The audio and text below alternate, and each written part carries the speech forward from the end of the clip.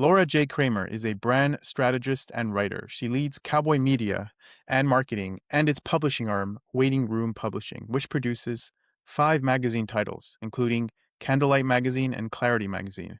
Her work focuses on print media for end of life and senior living industries. She's based in Seattle, but originally from Colorado. Laura, take me back to your early days. I want to know how your mind was set in college. What were your aspirations then? And was this what you planned to do? I love this question because I have a fairly non-traditional background. I did not go to college. I used to be a professional Yeah. ballet dancer, and when that is your job, you start really young. So I think my first company contract, I was 15 or 16. You Wow. know, yeah. So I was working. I didn't go to college. I just was working, working, working. Eventually, I got injured, so I wasn't able to dance anymore. And a newspaper editor in San Francisco asked if I wanted to write ballet reviews. I was a little hesitant because of the lack of college, and um, wrote the first one, loved it, wrote another one, ended up writing the art section for that paper in San Francisco, Wow. and just sort of worked in media ever since then. So no college background. I go back and forth on how I feel about that, but no, I didn't want to always work in media. I wanted to be a dancer. Okay. You said you went back and forth on the idea that you never went to college. Eh, How do you think your life would have been different if you had went to college? And what do you think you missed out on? Okay. I think I would be in debt, which doesn't sound great. I think I would probably have, I assume, a bigger toolbox to pull from. There are 4 years of schooling, 4+ years of schooling that I had to kind of make up on my own time, where, I was always the person who was like curiously Googling how to do things at work Right. because no one ever knew that I never went to college. Never came up in job interviews or anything. So I was always just like teaching myself things on the fly. And I think Yeah. if I'd gone to school, maybe I would have had more time to I don't know, feel comfortable at work instead of feeling like Right. up in the background so that people didn't know. I think you said it right there, feeling comfortable, because Mhm. here's the thing, everyone Googles things, Yeah. and when you go to college and you come, I mean, you're talking to the poster boy for college. I've like been to college for 9 years and back in the system. You just leave with a sense of confidence. In your case, oh, people who went to college sound all prestigious and they use fancy Mhm. words.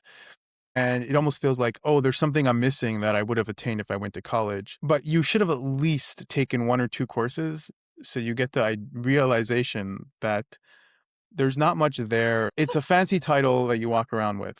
When you come out of college, you have a certain sense of confidence because you have gone a little deep into certain topics, but you're always in learning mode. I'm always Mhm. Googling. And even when you go out of college, most people don't focus on what they studied in college.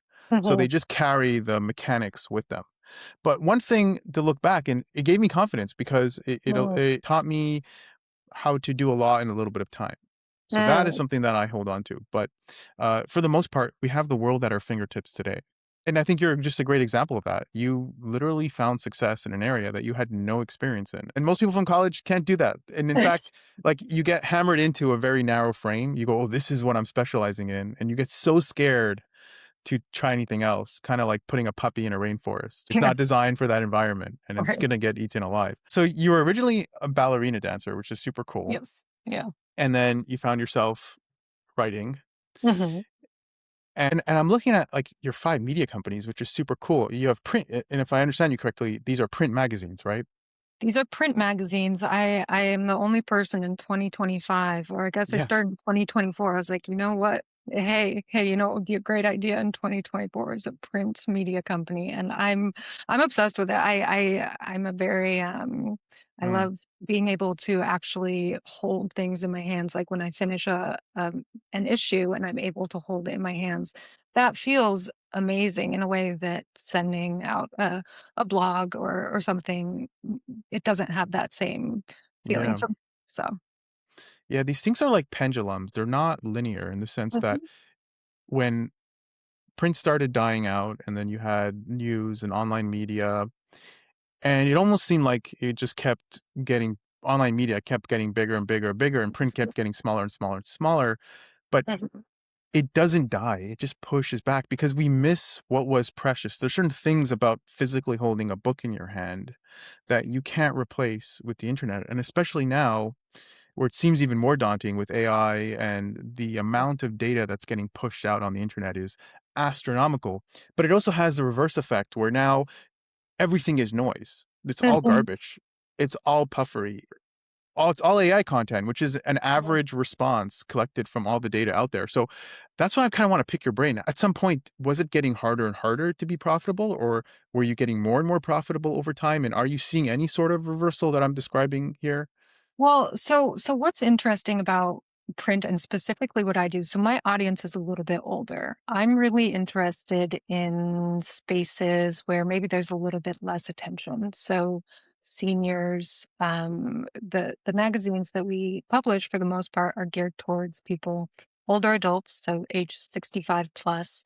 Our I'm just going to say my favorite magazine that we publish is an end of life magazine. So it appears in spaces like funeral homes, palliative care, hospice care, hospital settings. And Mm, on average, the audience is older. So they might be people who are more book people than Kindle people. They're more interested in having things a way that they've had them in the past, which is like a physical product. I don't know that for my audience, there's this huge like need for me to push the idea of physical media. I'm actually kind of meeting people where they are, which is where they're already comfortable. What's interesting about that demographic specifically is that a lot of the times if you're used to working in marketing or advertising, you're not necessarily targeting that audience, they're not the main priority. You kind of want to catch people when they're younger so that you have the customer for a longer period of time. If you can get someone interested in your product when they're a teenager, they turn into a lifelong customer. That's right. great. That's a fantastic strategy. It's not what I'm doing. Just going for this different demographic, which is not something I've done in the past. I think I maybe even kind of psyched myself out at the beginning, like, "Oh, is this a good strategy, just catching people, at this period?" And it's been great, and I can tell you that demographics who are often ignored, when you have products specifically for them, the loyalty aspect is not hard to pin down. They're excited when someone has considered them. Yeah, sounds like you've honed in on a very specific demographic and a very specific niche, which could honestly kind of lock you into a market for a longer period of time. I'm really curious about your end of life magazine. So Mhm. tell me more about that. What are the kind of things you discuss in this magazine? Yeah. So in 2021, both my dad and my brother died. And so I was Mm, spending a lot of time, or what felt like a lot of time, in funeral homes and in hospitals. And man, are those difficult spaces to be in. And if you're someone like me, I mean, you could tell even while we're talking, I'm using my hands a lot. I'm not really the type of person who can sit still. I like on my best day, I like having something to do with my hands. On my worst day, I need something to do with my hands or my brain or to be able to lock into something. So, no disrespect to the wonderful facilities that were taking care of us, but a lot of the times the magazine selections were like old sticky TV guides and like People magazine and just not not at all meeting me like where I needed to be met at that time. mm, Because grief is so weird and disorienting and everyone is so different in the way that they handle their grief. right. We do try and cover a fair amount. So sometimes that means that someone wants to read a poem about grief or loss or death. Someone else might want to read about the science of literally what is happening in my brain while I'm experiencing this. I'm feeling so unsettled. What is that? What is happening in my wiring? They might need a feature essay on that. Other people can't handle much and they want to see a photo essay relating to grief. So we try and in every issue, it's a bi-monthly magazine, so there's 6 issues per year. We try in each of those 6 issues to have a range of content that sure is about this theme of dealing with loss, but there's within that there's a range.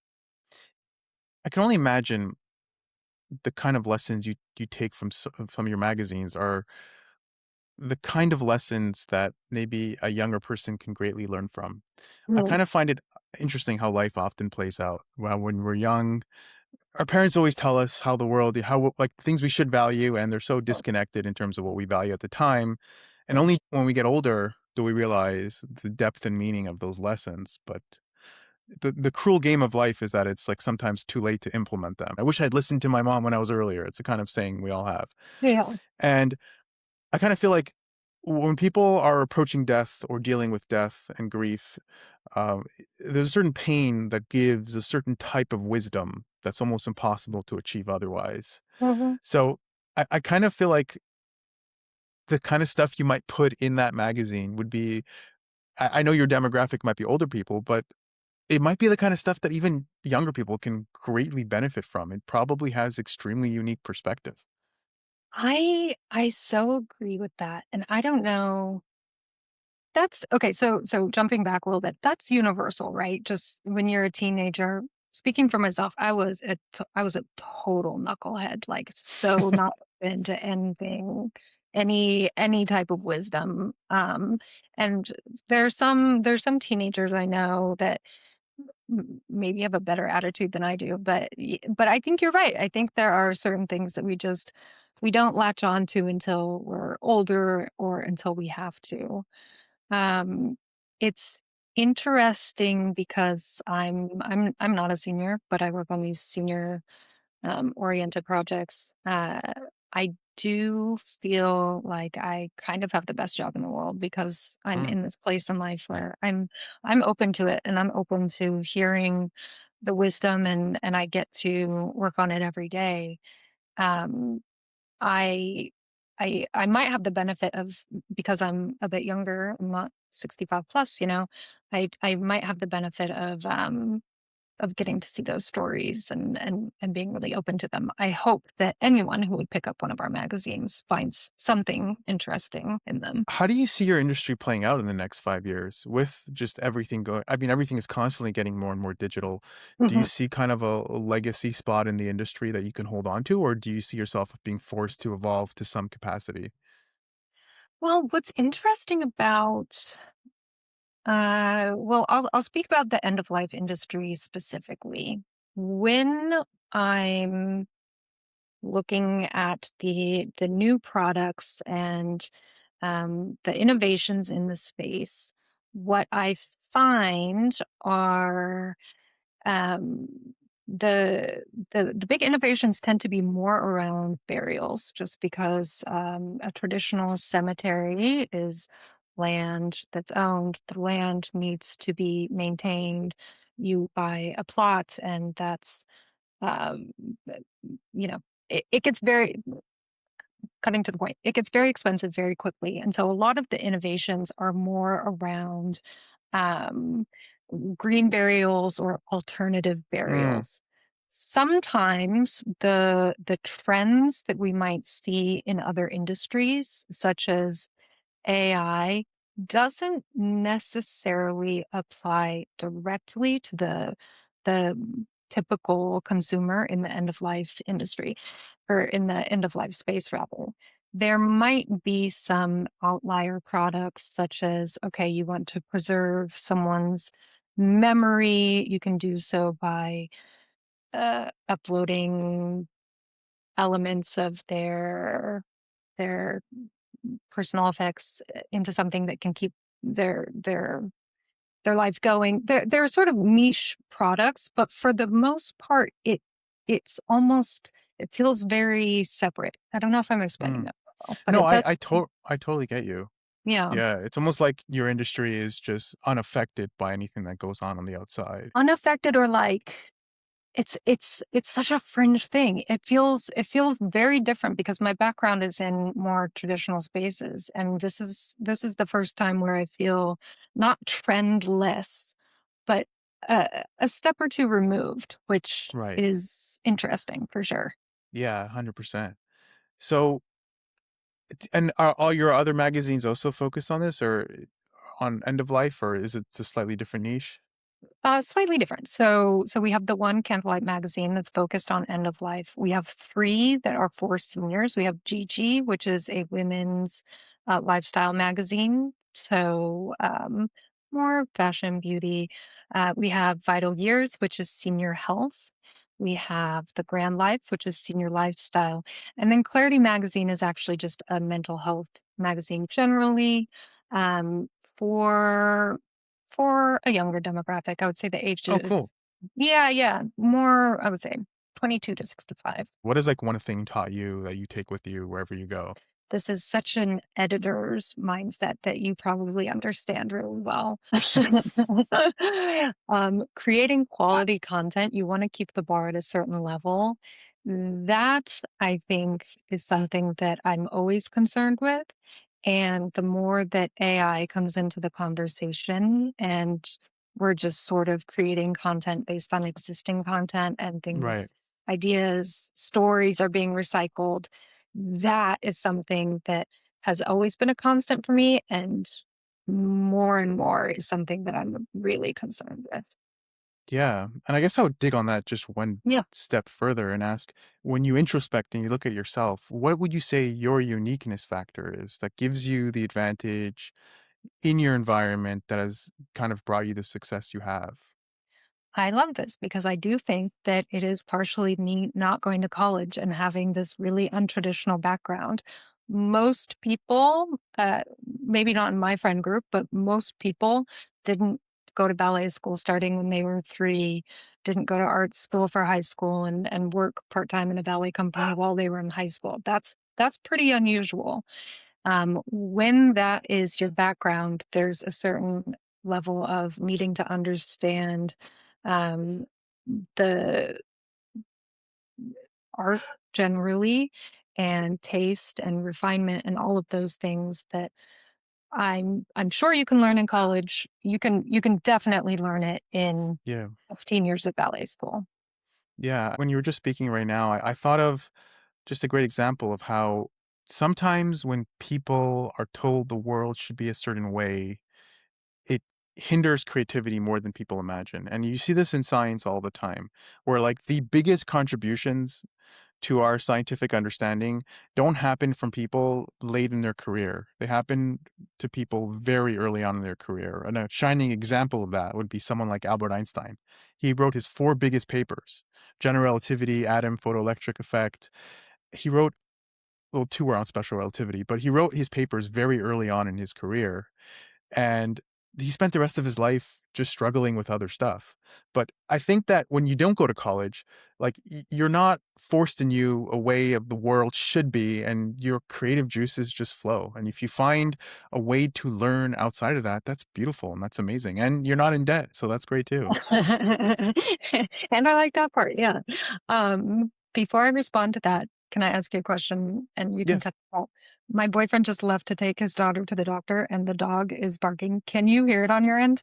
I agree with that. And I'm not sure if I agree with that because of my background as a ballet dancer. When you start, you're very young, right? I always think, wow, I spent hours and hours and hours and hours and hours of time working on ballet. And there's an expiration date. Like you can't do it past Right. 35 at the latest, you know. If I had spent all of that time learning to play the piano, I could still be doing it. Whereas now I physically can't do ballet anymore. And so I think Right. if I had just spent those hours doing something that I could continue working on some type of skill, maybe that would have been a better use of time. And Well, that's another area where I go yeah. back and forth. Here's I'd push back on that. Yeah. Because yeah, and I totally agree with you. There's like this underlying stress that athletes have because in a single moment, you can be forced to take a completely different path in life. One injury that's happens in a split second can put you out of commission. And it's almost like the need for a fallback plan is just probably gives athletes an underlying stress where like just Yep. one concussion, one bad hit, one broken bone, and everything's just done. Coincidentally, I'll bring this back to Albert Einstein again. Like people tend to think that if I'd focus on one career, I would be so good at it and I'd find so much success. But the truth is, when anytime you do something complicated or creative, you craft the brain in a very specific way. And Mhm. those mechanics, those abstract concepts can be translated to a different part of your life and give you some edge. Albert Einstein was a great example of that. When they cut open his brain, it's just that he had the part of his brain that formed super, super interestingly. The way his brains connected was kind of unique. And it was hypothesized that it was due to the fact that he did play certain instruments at a very young age. To extrapolate that outwards, I think when you do play instruments at a young age, or you do master an art, or you do ballerina, or whatever it is, yeah, that I think that gives you a significant edge, whether you choose to pursue ballerina or not. I mean, this is why I tell people like when you take a computer science course in college, even if you never plan to become a programmer, Mhm. it changes the way you see the world. It changes the way you construct arguments. It helps you maintain a trait of thought. You don't have to be a programmer. These are transferable skills at some abstract level. I guess in some way, I would say that you're 100% right. There's a beautiful silver lining to that because your background in ballerina probably helped you a lot more in your career than you might realize. I'm grateful for it. I think it gives me a unique perspective. I'm similar to you where I think I like knowing that about people. Like I like knowing how people got to where they are. And if you were to cut open their brain, like what would be what stands out? I think that's very interesting. And I like it, and that's why I kind of lit up when you were asking the "What did you study in college?" question. I think it's very interesting to have people from different backgrounds, and this goes back to the AI conversation that I guess is inevitable this year. But I like having a difference of opinions, and obviously those are good things, and especially as the content online trends more homogenous, I guess. It's Yeah, nice to have it's a good something word. that makes you feel a little bit different. That's a good descriptor. And yeah, we talked about that uniqueness factor earlier. I look at AI as being the aggregate, the collection of all the data online. And when you Mm, ask it a question, it wants to give you the response that it's going to have the best chance of an accepted rate. Like the mhm, highest chance of someone accepting your response is the safest one. So mhm, you're getting a B plus student response every time. mhm. And you want to live above that curve, right? And the secret to living above that curve is to always ask yourself what's extremely unique about myself that can't be replaced. And Mhm. that's what you want to build your brand on. Whatever it is you do, you want to quadruple down on what makes you unique, hone those skills, and anything that can be that's grunt work that can be patternized and delegated, give it to AI or give it to someone who enjoys doing grunt work. Totally, Focus exclusively on what makes you amazing. totally. So, yeah, Can I ask you the same question? I sure. know I have a tendency to interview people when I'm in interviews, but what's yours? Like, what's your special sauce? What's your AI cannot replicate this? That's a good question. I've learned to weaponize my ADHD, which was primarily my disability as a kid. I had Mhm, aggressive ADHD, and I very early on in life was forced to find some capacity of success off the well worn path. I was always told by the people I looked up to that, especially in high school and elementary school, that I'm rewarded for discipline, being on time, being organized. And these were things that I failed at tremendously. But then I learned how to, instead of going to class, I learned how to take my friends' notes and reverse engineer the course and find success, create these tiny small wins that over time built me confidence to weather the storm of turbulence once you go off a path. And that really does feed entrepreneurship because entrepreneurship's about taking on risks for an extended period of time and having a sense of calculated risk and for an extended period of time, mhm, but it almost seems horrible until it all plays out. mhm, So building that confidence over time really did help me further on. And there's a lack of complacency that I tend to strive towards. I never like to do the same thing over and over. Uh, mhm, it's chaotic, but it's also targeted and high functioning. So I have these like rules of like 80-20, where I'll oscillate between R&D and mhm, maintaining my base. right? And then I'll flip, and then I'll do 80% R&D where I'll have like a grow a beard and live in my place for extended periods of time. But so to answer your question directly, it's building confidence in figuring things out on my own, and Yeah. also constantly wearing that student cap where Yeah. I'm extremely hungry for information and I always try to inch outwards, but I try to do it carefully, methodically, so I don't do a bunch of nothing. So the Mhm. problem is when you're always trying to do something new, what's it called? The jack of all trades, but a master of none, Yes. Yeah. right? So there's a science to that where you don't get complacent. You inch outwards with your services, with your knowledge base, but you also try to get a certain sense of mastery before you take the next step. So Mhm. these are things that I've built over time. And I think that does give me my uniqueness factor today because it allows me to become more versatile. It allows me to feel less intimidated by change. And we're in an environment that's changing very quickly. Mhm. Yeah, yeah. This is I think about this sometimes where, and I know that this isn't possible, but I think about when I'm thinking about myself and my own workflow or motivations or whatever. I think, okay, if I could just be Laura without the mood disorders or without the sort of the the things that make my brain spicy. Like if I could just remove that, would that make me better? Would it make me more efficient? Would it make me more successful?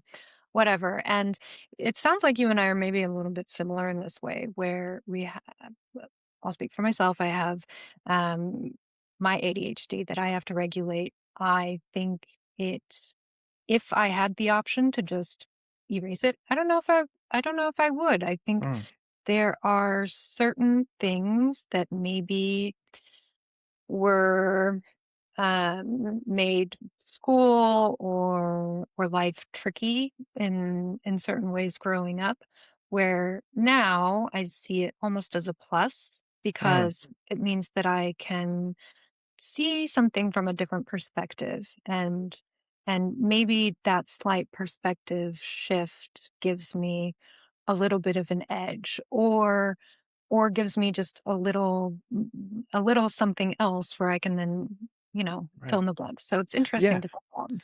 No, I completely agree with that. There's two kinds of people in this world. We should never hope and aspire towards an easy life. We Mhm, should aspire towards the skills to overcome the problems that enter our life. And I feel like there's two kinds of people. There are the kind of people who, when they experience troubles and hardships, it breaks them. And mhm, they build walls and they hide inside them to avoid dealing with this problem again. And the problem with that is that it closes them from future opportunities. You've had a bad relationship, for an example. This is something that perhaps we can all relate to, and then we lose the ability to trust someone again. That's an example of where the real damage is not caused by the relationship going south. It's the aftermath that hurts you from opening up again in the future. That's one kind of person. And there's another kind of person who will swim in the pain and they'll use it as a catapult, as leverage to push themselves forward. And they can do that by killing a part of themselves that they weren't happy with. So, again, back to the relationship. If the relationship didn't work out, some people, a person might decide to kill that version of themselves that didn't work out. So they have an unrecognizable sense of identity in the coming months. And that requires a lot of work. But when you come out of it, it all makes sense. mhm, And that's how I see life. You got to adapt more of a stoic mentality. You can't control the problems that enter your life, but you can control of how you choose to respond to them. And you focus on there's nothing more debilitating than trying to control something that you can't control. Other people's feelings, other people's perceptions, uh, death, all this stuff that's around us are things that we cannot control. But we can only, and when you try to control that, it's an, you just put all your energy into something that's not going to give you any return. And the secret in life is to realize that you focus your energy on what you can control, and that's yourself and how you respond to it. So, long answer to a short point, but I really do think that problems and pain and grief and death and all that stuff really does hurt, but it gives us a sense of wisdom that we can never achieve otherwise. So to your point, when life gets really hard, you got to understand that like those are the almost in a backward sense, the best moments of growth that you'll ever have in your life. And if you look back at the things that really changed you, they weren't the fun times. They were the really nasty times where you hit rock bottom. Yeah, and, like, let's be so frank, it sucks a lot of the ti it totally sucks. I have maybe um, thicker skin. I have this ability to push through things. I would give all of that back just to be able to, call or text my brother whenever I wanted to. Right. It's really hard. And so there is I do think you're really onto something. We can only control ourselves. I love that. I always say, like what other people think of me is none of my business. I'm very like I walk through Right. life with like horse blinders on. That's no problem. Um, Being able to find the way through in a way that's healthy and productive and is not just like stuffing emotions down to get to the finish line is so difficult. Yeah. And so part of what we do in Candlelight Magazine and in the Clarity Magazine, our mental health publication, is try to give our readers a um, some sort of sense of just how to take that next Yeah. step forward. Because what you're talking about, it's all correct. It's also so much work, and what we try and do is help people figure out how to do that for themselves because everyone's so different. Yeah. I mean, the topic of death is definitely one that we can talk about for hours.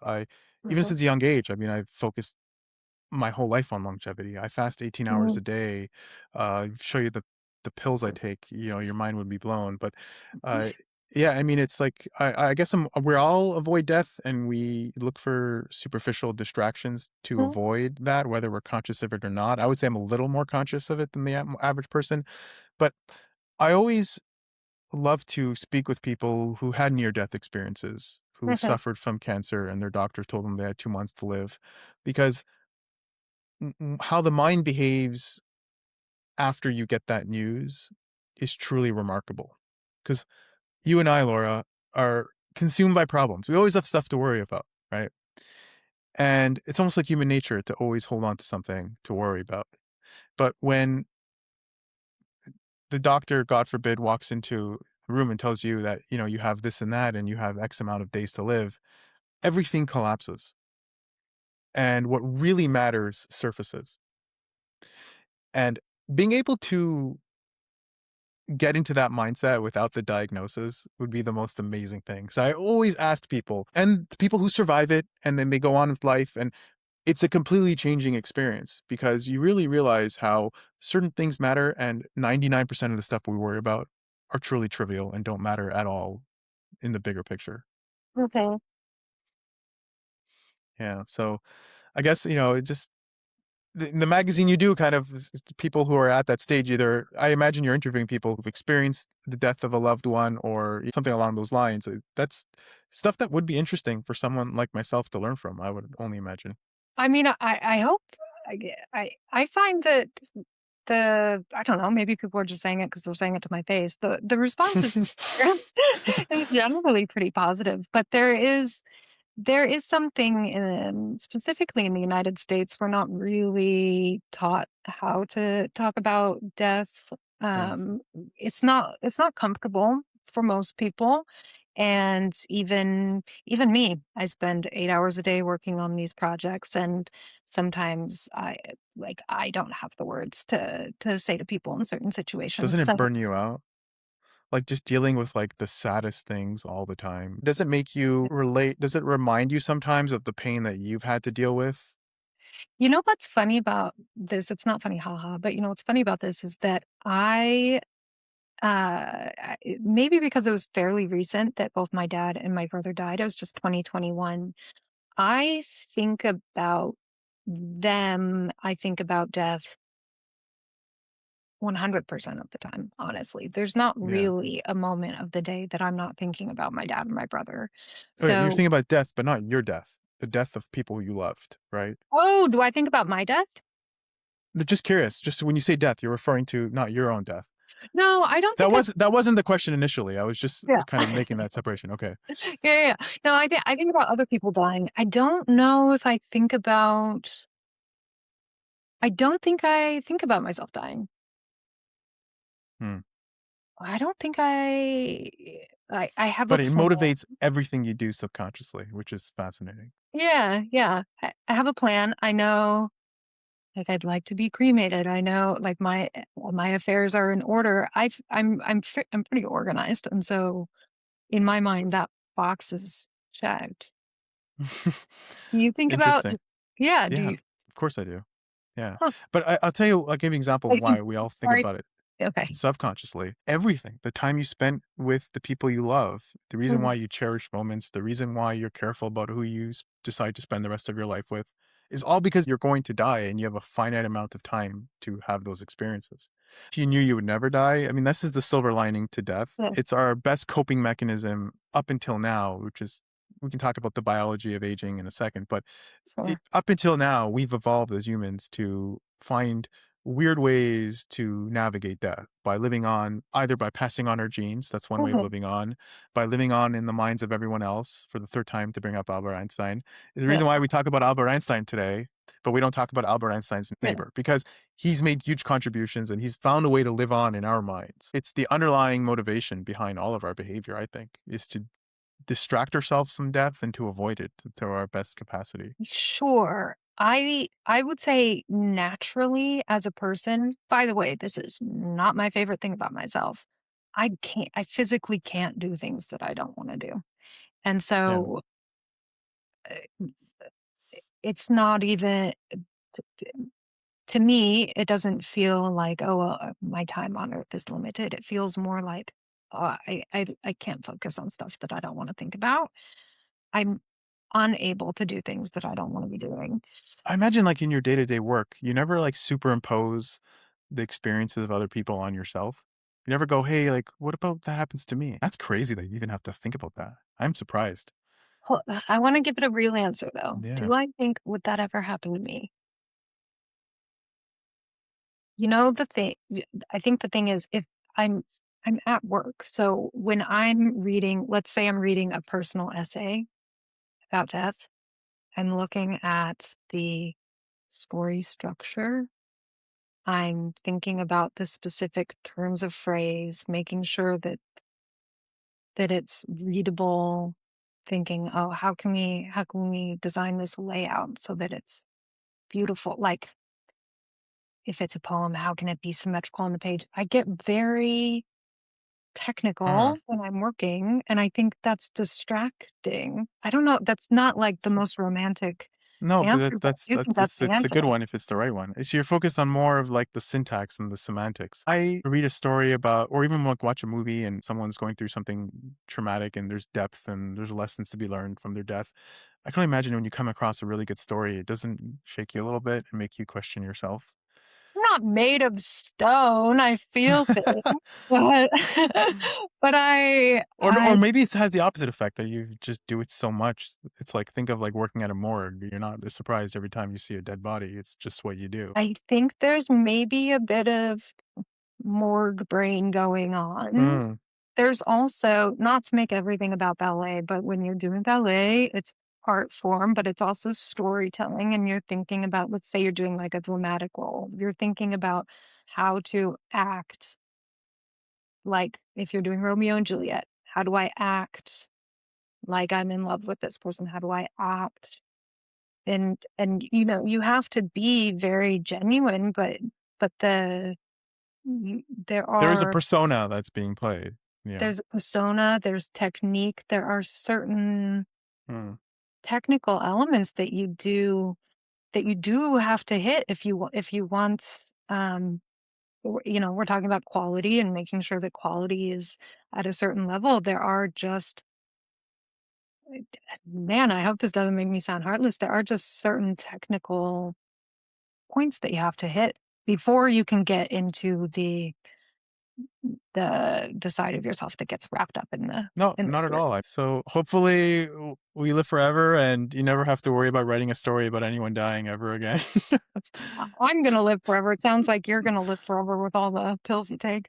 Yeah, yeah, and the fasting Yeah. and yeah, who knows? Laura, it's been an honest pleasure speaking. I mean, this Yeah. was a fun conversation. How can people get in touch with you? You can get in touch with me. You can find me online at waitingroompublishing.com, where you can find all of our magazines. Same handle on Instagram and LinkedIn. That's the best place to find me. Awesome. Thanks so much for your time. Thank you, Michael.